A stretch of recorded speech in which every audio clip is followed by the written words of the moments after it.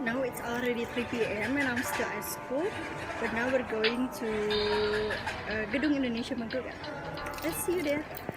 Sebelum menuju Gedung Indonesia Menggugat, kita perlu tahu jarak yang dibutuhkan dari SMA Negeri 3 Bandung menuju Gedung Indonesia Menggugat. Sebenarnya aku lebih ke nggak tahu jalan aja sih ya, jadi ayo kita lihat Google Maps. Sebelum itu, ada dua konsep jarak yang perlu kita ketahui. Yang pertama, jarak relatif, yaitu suatu keadaan di mana ruang atau sela antara dua lokasi yang dinyatakan dalam lamanya perjalanan atau waktu tempuh suatu perjalanan. Kita bisa lihat, ini merupakan jarak lokasi relatif dari SMA Negeri 3 Bandung menuju Gedung Indonesia Menggugat. Lalu yang kedua, terdapat jarak absolut, yaitu suatu keadaan di mana ruang atau selah diukur berdasarkan panjangnya dengan menggunakan satuan meter, kilometer, dan sebagainya. Kita bisa lihat, ini adalah jarak absolut dari SMA Negeri 3 Bandung menuju Gedung Indonesia Menggugat. Lalu kita akan naik apa ya untuk pergi ke Gedung Indonesia Menggugat?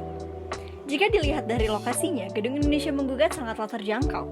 Gedung ini berada di tengah kota Bandung, yang dimana memiliki akses jalan yang sangat mudah. Kita bisa pergi ke sana menggunakan motor, mobil, beca, maupun kendaraan umum. Bahkan teman-teman, kita bisa ke sana dengan berjalan kaki loh. Dengan berbagai akses menuju Gedung Indonesia Menggugat tersebut, menandakan bahwa Gedung Indonesia Menggugat memiliki lokasi yang sangat strategis. Lalu, di mana lokasi dari Gedung Indonesia Menggugat? Gedung Indonesia Menggugat terletak di Jalan Perintis Kemerdekaan nomor 5 di Kelurahan Babakan Ciamis, Kecamatan Sumber Bandung, Kota Bandung, Jawa Barat. Lokasinya tidak jauh dari Balai Kota Bandung loh. Hello everyone, sekarang kita ada di Gedung Indonesia Menggugat.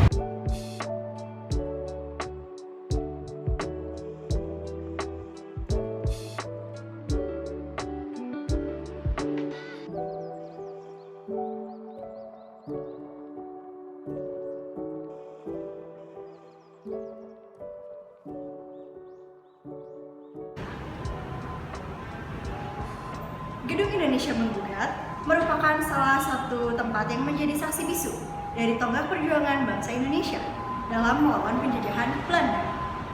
Nah, kalian tahu nggak sih awalnya gedung ini ada itu bagaimana? Awalnya, Gedung Indonesia Menggugat merupakan tempat tinggal warga Belanda yang dibangun tahun 1907. Pada tahun 1917, bangunan tersebut beralih fungsi menjadi Landrat atau Pengadilan Pemerintahan Kolonial Belanda. Pada tahun 1930, Landrat digunakan untuk mengadili para pejuang kemerdekaan. Beberapa pejuang yaitu Soekarno, Maskun, Gatot Mangkupraja, Supriyadinata, Sastromojono, dan juga Sartono. Pada saat Soekarno diadili, Soekarno memberontak dalam sidang dan melakukan pembelaan dengan judul Indonesia Menggugat.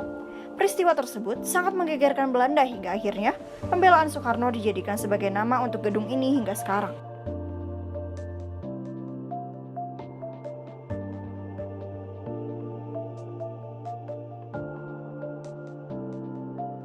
Gedung Indonesia Menggugat ini memiliki pola memanjang mengikuti jalan.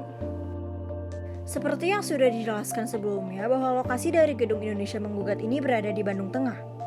Kota Bandung dikelilingi oleh pegunungan, sehingga bentuk morfologi wilayahnya bagaikan sebuah mangkok raksasa. Keadaan geologis dan tanah yang ada di kota Bandung dan sekitarnya terbentuk pada zaman kuartir dan mempunyai lapisan tanah aluvial hasil letusan gunung Tangkuban Perahu. Jenis material di bagian utara umumnya merupakan jenis andosol, begitu juga pada kawasan di bagian tengah dan barat. Maka dengan begitu, kawasan di sekitar Gedung Indonesia Menggugat merupakan jenis material andosol. Lingkungan di sekitar Gedung Indonesia Menggugat didominasi oleh kawasan perkantoran, sehingga aktivitas manusia yang terjadi di sana merupakan sebagai pekerja kantoran. Gedung Indonesia Menggugat memiliki kegunaan sebagai cagar budaya dan juga peninggalan sejarah. Di gedung ini pernah terjadi peristiwa pengadilan kepada Bapak Proklamator dan juga Founding Father Indonesia, yaitu Presiden Soekarno. Bersama dengan kawan-kawannya, ia berusaha memperjuangkan harkat dan martabat kemanusiaan, terutama untuk rakyat Indonesia. Sementara itu, Gedung Indonesia Menggugat ini telah beberapa kali direnovasi sebagai usaha konservasi bangunan bersejarah di kota Bandung, demi terjaganya nilai-nilai sejarah yang ditorehkan. Nilai kegunaan dari gedung ini juga bukan hanya itu, karena sekarang gedung ini digunakan sebagai ruang berkumpul para seniman, wartawan, dan juga guru. Beberapa kegiatan yang dilakukan di sini yaitu antara lain apresiasi puisi, seni, seminar, hingga diskusi. Juga beberapa kali di sini digunakan sebagai sarana pemilu dan juga hal-hal politik lainnya. Yuk kita lihat Gedung Indonesia Menggugat. Gedung Indonesia Menggugat terletak di Bandung bagian tengah, yang dimana memiliki suhu yang tidak terlalu dingin dibandingkan daerah di Bandung Utara. Tidak sering terjadi banjir seperti di Bandung Selatan. Dengan begini, warga di daerah Gedung Indonesia Menggugat berada di cuaca dan suhu yang pas. Gedung Indonesia Menggugat ini memiliki banyak kunjungan dari pengunjung yang berasal dari kota lain dan ingin melihat warisan sejarah Indonesia. Begitupun sebaliknya, banyak masyarakat kota Bandung yang memiliki keinginan untuk mengunjungi warisan sejarah dan budaya di kota lain. Disinilah kita dapat melihat bahwa adanya hubungan timbal balik atau saling ketergantungan antar wilayah. Di kota Bandung terdapat Gedung Indonesia Menggugat, yang dimana merupakan peninggalan sejarah. Dengan lokasi gedung yang terletak di kota Bandung, maka mau tidak mau, masyarakat yang berada di kota lain yang ingin mendatangi gedung bersejarah itu perlu datang ke kota Bandung. Jadi, itulah 10 konsep geografi dari Gedung Indonesia Menggugat.